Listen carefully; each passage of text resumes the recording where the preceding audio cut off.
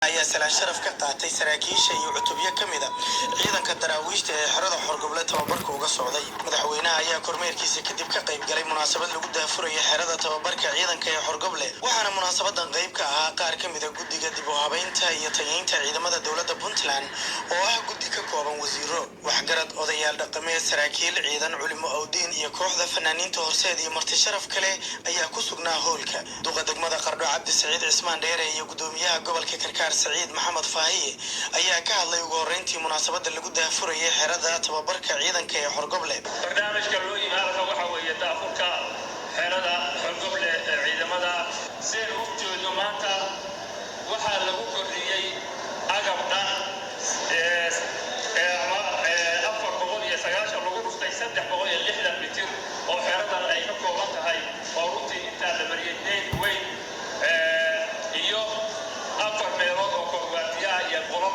lagu siyaadiyay. dhammaantiin askarta halkan waa soo dhaweynaynaa, madaxweynaha iyo wafdigiisana waa soo dhaweynaynaa.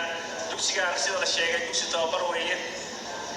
ciidamada waxaan ka baxaynaa oo aynu ka gudbaynaa oo dugsiyadan iyo dugsiyada kale ee la furaya ay astaan qaran u yihiin ciidankii hebel iyo ciidankii hebel iyo ciidankii hebel. maanta haddaynu ka baxayno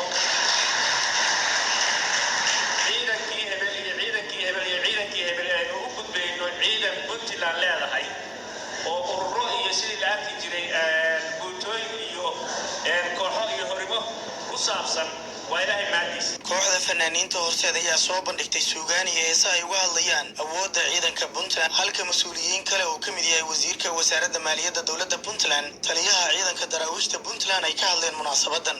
mudane madaxweyne, barnaamijka qorsheynta iyo hirgelinta tababarka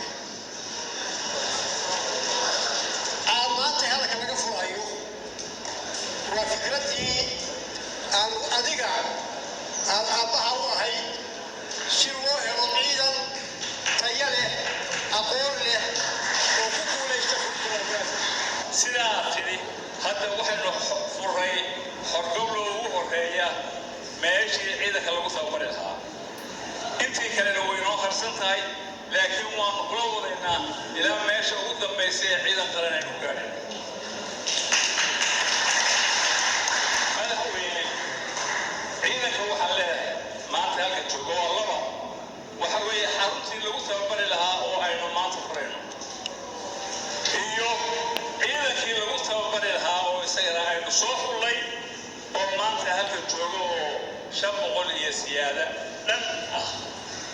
intii kalena way noo harsan tahay oo meelihii aynu ku tababari lahayn iyo qaabkii aynu u xuli lahayn iyo sidii aynu u diyaarin lahaynba intuba wayna sugaysaay. waxaa hadda diyaar ah 4 xero oo lagu talagalay in ciidamada lagu tababaro.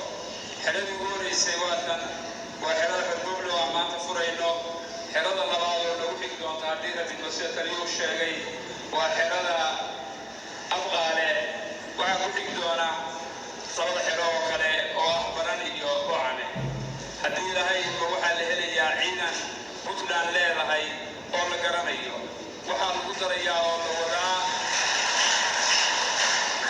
waxaa lagu darayaa nidaamka ciidanka in ciidanka loo sameeyo dhammaan database loo sameeyo. Madaxweynaha dowladda Puntland Dr. Saciid Cabdullaahi Deni ayaa sheegay tayeynta ciidanka inay ka mid tahay ballanqaadyadiisii.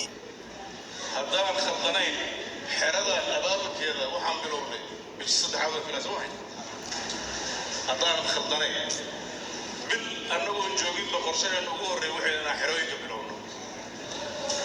fishingaas iyo aragtidaas waa la nin ma ahay mid nagaga dhalatay markaan fugsiga kornay. waxay ahayd qorshayaashii ku qornaa buuggii aan ugu talagalnay inaan bulshada u soo jeedino. waxaan rabnaa inaan ka dhabayno, waxaana niga rajaynaynaa inaad gacan ugu siisaan inay arrimahaas iyo hadafyadaasi hirgalaan. waxaan aad u bogaadinayaa dadka intiisa badan oo runtii lagu bogaadiyey shaqooyinka iyo howlaha aan wadno. waxaana rajaynayaa haddii ilaahay idan ka dhigo inta yar ee mar walba inta wanaagsan ku dhex dhuumanaysa ee miitaalkii ahaa in doonta la wada saaran yahay mid rabo inuu intuu meel ka duwaliyo biyo dhadhamo yar hoos ka doonta iyo biyo caddaan inaan kaa iska wada qabanno inaan ka wada shaqaynaa rabnaa haddii ilaahay idmo waan dareemi karaa culaysyada ay leedahay waan dareemi karaa culaysyada ay leedahay waan dareemi karaa habka wax u socon jireen qoysas badan iyo dad badan inay ku noolaayeen laakiin waxaa idiin sheegayaa puntland ma gaarin waxa adduunka loo yaqaano warfare lacagta soo gashay inay dadkeeda u qaybiso weli maama gaarin waase rajaynaynaa markii batroolka noo soo burqado inaan qof walba gurigiisa loogu qaybin doono lacag